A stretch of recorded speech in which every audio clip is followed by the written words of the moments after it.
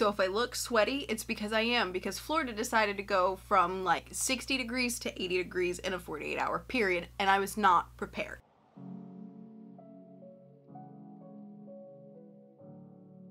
So I'm gonna try not to get upset or heated while telling this story, and that's mostly because it does still really bother me, because this is quite possibly the worst job interview I've ever had, and I've had quite a few, because I am a very unfortunate soul. I have worked at least 3 places that I can think of off of the top of my head. It might be 4, I'm not sure. 3 or 4 places that have closed, and that's why I no longer have those jobs. That being said, when you go into a place with, for an interview with that many, not just places that have closed on your resume, but that many places on your resume, plus the other ones that you've worked at, because I've worked at other places that haven't closed. Like, I've worked at Lush and I've worked in restaurants, and none of those places have closed. But I have had quite a few jobs, and when you go into a place for an interview and they see the amount of places that you've worked, I've started deleting places from my resume, like older places back when I was like 19, 20 years old. Basically back when I was a waitress. I've started deleting those off my resume, just so this way it doesn't look like I've worked at as many places as I have. But yeah, a lot of the places that I have worked at have just closed, and so I have a lot of places on my resume that just say stopped working there, and I can't really give a reason why other than the fact that, oh, they closed. But that being said, little weird side tangent aside, I had a job interview not long after one of these jobs closed. I wasn't given much notice. I was only given 2 days notice. I was told on a Friday that we would not be opening back up on Monday, and I was one of the managers, so that was great to hear. So it was kind of a scramble to get a job, because when you go from making over $400 a week to nothing, it's traumatic. So, I was like, ooh, I need to find a job. And fortunately, my entire family had my back. They're like, yo, we see something, we'll tell you. And so I was like, thanks guys, because this one really was not my fault. I was given no notice. Not that any of the others were my fault. I wasn't like intentionally shutting places down. But so I don't remember how long I was out of a job when my sister called and was like, hey, my friend has posted that the bank she works at, they're hiring. You just have to go to their head office to do a like informal type interview, like a big type deal where you interview for all of the positions, and they were like, we think you would fit well here. So that's what I did. I drove, probably it was about an hour away to their head office. I drove out there. I got, you know, all spiffied up, slacks, all that kind of stuff, printed out my resume, you know, did not have this going on at the time. This was probably about almost a year and a half ago. It was about a year and a half ago. It was 2018. And I drive all the way out there. I have my resume. I'm looking spiffy. I have my best customer service smile on, and I go in for the interview, and I'm like, hey, you know, I'm good with people. I've worked in customer service before. I'm good with numbers. I have a college degree, like all the things that banks like I had. So I interviewed with a dude, and he really, really liked me. And so he was like, okay, cool, here are locations of this bank around where you live, and you know, these are, I think you would be good at the, like, there were 2 positions that he said. Basically one was a teller, and then the other one, it had a fancy name, but it was basically just opening, accounts for people. So I was like, okay, yeah, I could totally do those, not a big problem. And so he was like, all right, go home, apply to these different locations, and I will tell them that you were here and you did awesome. And I was like, cool, thanks, appreciate it, bruh. Didn't say it like that, but you get the gist. So I go home, I apply to all the places, and then immediately one of them rejects me. And I'm like, okay, not a big deal. They probably filled the position. I'm not offended. I never heard back from any of the other locations, but the one location that did reject me, then a week later called me and was like, hey, we want to set up an interview. And so I was like, okay. I went to the interview, and it was quite possibly the worst interview I've ever had in my life. I'm not going to say what bank it's at. I'm just going to say I'm never going to open an account at said bank because of this one experience that I had at one single branch. It ruined that bank for me. But I go in, and I'm looking nice. I'm professional. You know, like, I know that sometimes it's hard to look professional with 2 sides of your head shaved, but I can pull my hair down and it looks like I've got a full head of hair. As again, I didn't have this at the time. It was my natural hair color, just because I couldn't afford to get it dyed. So I sit down and we start talking, and, you know, they're asking the basics, like, you know, oh, we see that you've worked at quite a lot of places. What happened? And I'm like, well, over half of them have closed.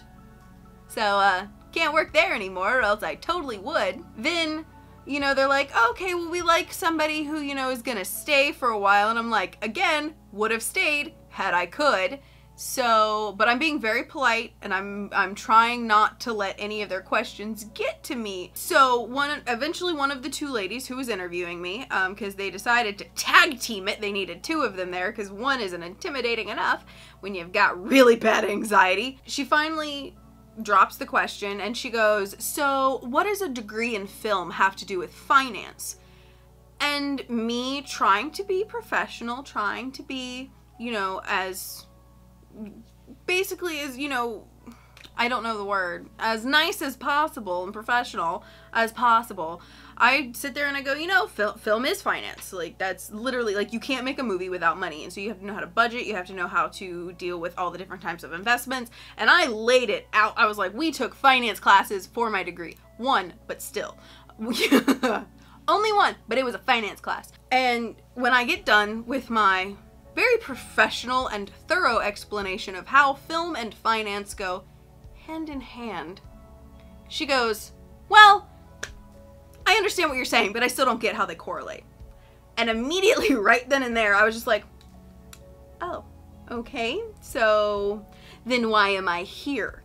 Because there's no reason you would have seen bachelor's degree in digital filmmaking and video production, been like, that has nothing to do with finance, let me color in for an interview. And it just kind of kept going down from there. Like, they kept reiterating my commitment levels, which, again, if I could have stayed at my other jobs, I would have.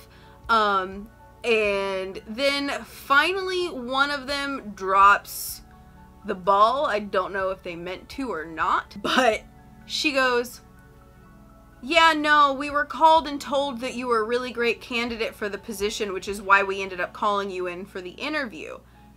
And that's when I realized they didn't want to be interviewing me. They did not want me on their team. They did not want me in the building, pretty much. So the only reason that I was there for the interview was because they had an obligation to their head office dude who had called and been like, yo, she's great. Call her in for an interview. So they were like, okay, we will, despite probably having already filled the position, which, don't waste my time, first of all, and second of all, don't demean me like that. Don't demean my degree. Like, as I said, I'm trying not to get heated. I'm trying to keep it on the laugh side, not on the I'm angry side, because it was really bad. I feel like I'm missing some parts, but like, they were very demeaning. They were very, almost to the point of insulting, and it was one of those things, like, by the time I left, I was like, I don't want to work for you people. You know, when it comes to a job interview, you are selling me your company as much as I am selling myself to you. That's how job interviews work. And those people did not sell me on their company. Like, as I said, I'm never going to go to this bank ever because of what happened there in that one branch. That I'm sure maybe they were just having a bad day. I don't know. But if they treat people like that in an interview, I can't imagine what they treat their actual employees like. Because, again, with an interview, you're trying to sell yourself and your company to these people to be able to work for you, like to want to work for you. And the way I was treated during that interview, and I know it doesn't sound bad, probably, I don't know if I like portrayed it all enough, but it was enough to where when I left, I went into my car and started crying. It was that bad of an interview. I don't know, for some reason this story had kind of been on my mind lately. I don't know why it has, to be completely honest, but I've been thinking about it for a while, and it might be because I'm in a job now. Like, I found a job that I liked, and then I've worked with great people. A friend of mine hooked me up with it. She was like, hey, we're hiring, you know this stuff, it's photography, come in.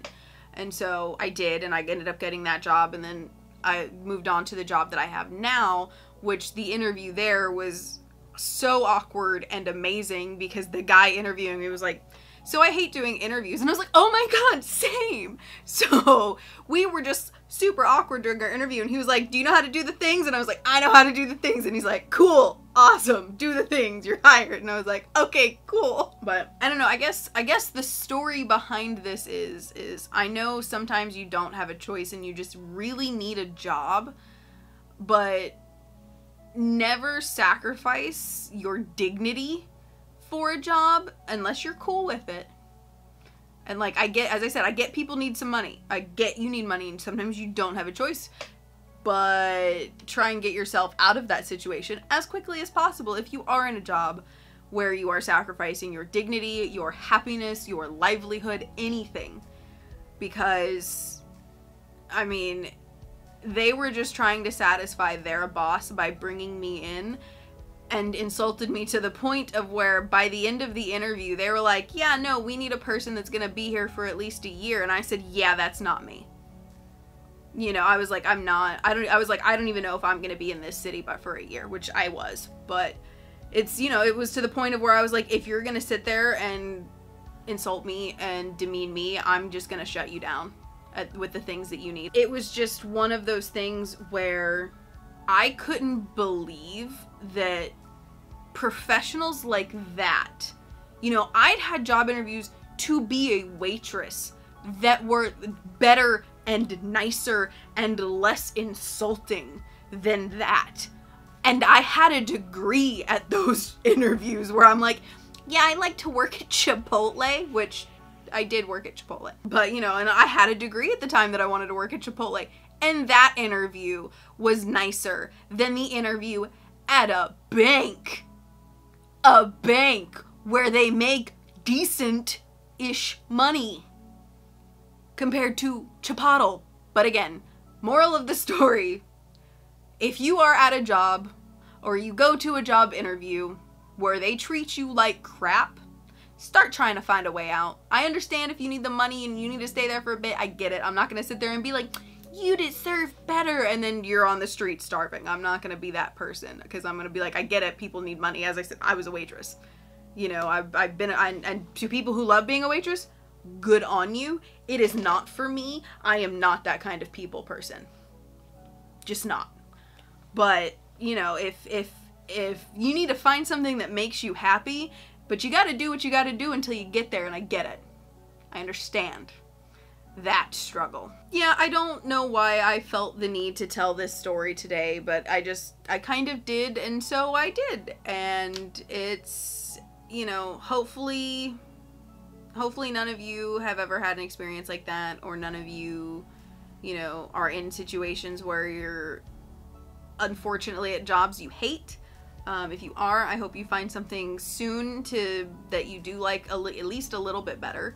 You know, I never thought I would be working a 9-to-5 office job, but here we are. I am, and I'm pretty decently happy. Like, yeah, I'm still, you know, I wouldn't mind something else, something more creatively stimulating, but that's what I have this for. But yeah, so now it's time for the awkward bit, which is the part I'm so bad at. So if you liked the video, be sure to leave it a like.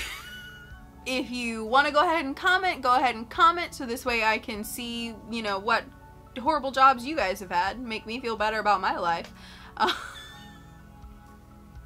I'm such a bad person. I'm so bad at this. Who gave me a camera and the ability to put up YouTube videos? If you would like to see more of my face, which I don't understand that aspect, you can subscribe. If you want to hear more stories about jobs that I've had, things that I've done, just random weird videos that I feel like making. Sometimes they involve BTS, sometimes they involve makeup. Sometimes they involve Sims, which only one has involved Sims, but I kind of actually really liked that video and I might do it again. I don't know. But yeah, if you want to see more of any of that, go ahead and the subscribe button, click it. That was the click noise. I hate myself. But yeah, no, I'm gonna call it, because clearly there's something wrong with my brain today. So yeah, I will see you guys next time.